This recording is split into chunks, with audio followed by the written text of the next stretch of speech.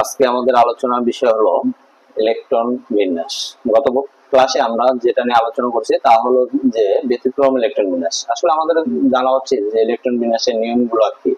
বিভিন্ন ধরনের নিয়ম থাকতে পারে, সেই ক্ষেত্রে আমরা অনেক সময় দেখি 3D এবং 4S এর একটা নিয়ম আছে যে কোনটা আগে প্রবেশ করবে কোনটা পরে প্রবেশ করবে, তারপর হচ্ছে আরেকটা হচ্ছে কোনটা অর্ধপূর্ণ থাকবে এবং সম্পূর্ণ হবে বা কাছাকাছি হবে। এটা নিয়ে আমরা আলোচনা করবো। আজকে আলোচনা করি একটা সবচেয়ে কমন এবং দেখা যাচ্ছে ইলেকট্রন বিন্যাসটা আসে, সেটা হচ্ছে পটাশিয়াম এর ইলেকট্রন বিন্যাস।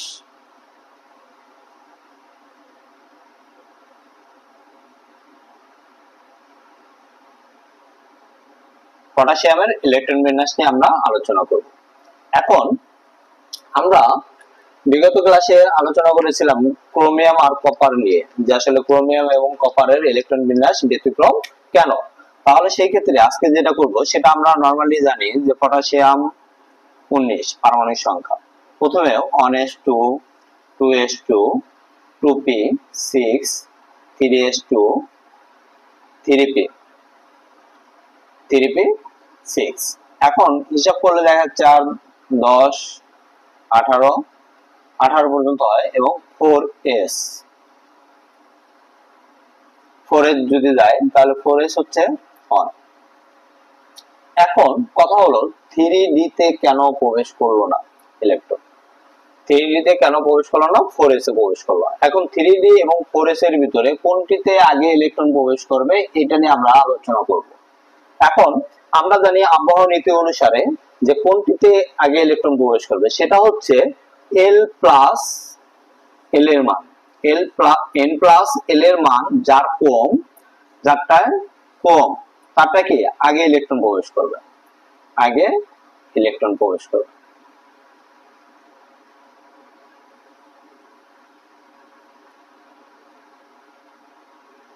আর যদি বেশি হয় তাহলে হচ্ছে কি পরে ইলেকট্রন প্রবেশ করবে।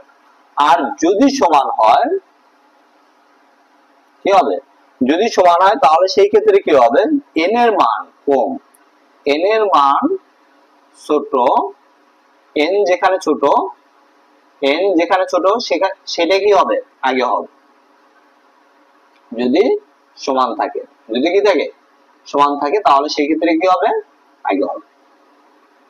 এখন আমরা একটু আলোচনা করব যে আসলে আমাদের কোনটা এই 3d এবং 4s এর মধ্যে, 3d এবং 4s এর মধ্যে যদি বলি তাহলে সেই ক্ষেত্রে কোনটা আগে ইলেকট্রন প্রবেশ করবে। আমরা জানি আবহাওয়া নীতি অনুসারে কম শক্তি সম্পন্ন অরবিটালে আগে ইলেকট্রন প্রবেশ করে এবং বেশি শক্তি সম্পন্ন অরবিটালে ইলেকট্রন পরে প্রবেশ করে।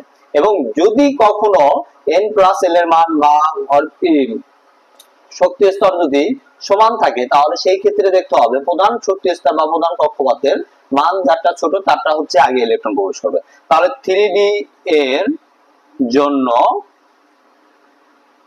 n প্লাস l এর মান কি হবে, এখানে n হচ্ছে কি প্রধান কক্ষপথ 3, এখন s হচ্ছে কি, এখানে d হচ্ছে কি, আমরা জানি l হচ্ছে s p d f চারটি অরবিটাল। এখন সহকারী কোয়ান্টাম সংখ্যা বা সহকারী উপশক্তি স্তর যদি বলি তাহলে সেই ক্ষেত্রে চারটা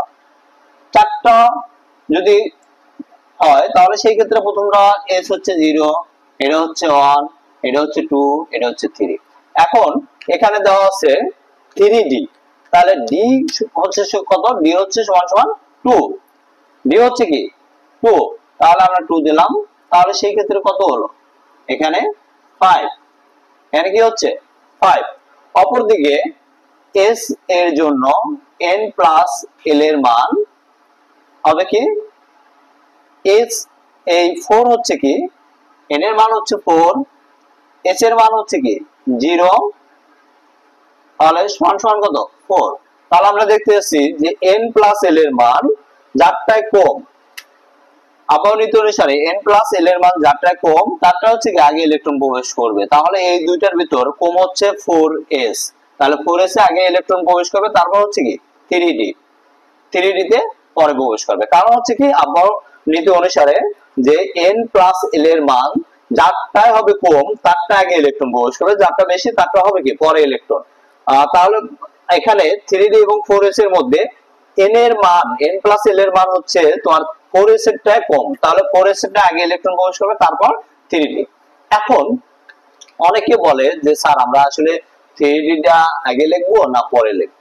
এখন যেহেতু 3d তে ইলেকট্রন নাই সেই ক্ষেত্রে এখানে না লিখলেও চলবে, যদি কেউ লেখে তাহলে সেই ক্ষেত্রে আমরা যেটা করব সেটা হচ্ছে 3d আগে লিখলেও সমস্যা নাই এবং পরে লিখলেও সমস্যা নাই, তবে ইলেকট্রন যেহেতু ওটা প্রবেশ না করে তাহলে আমি সেই ক্ষেত্রে বলবো যে এটা না লেখাই বেটার।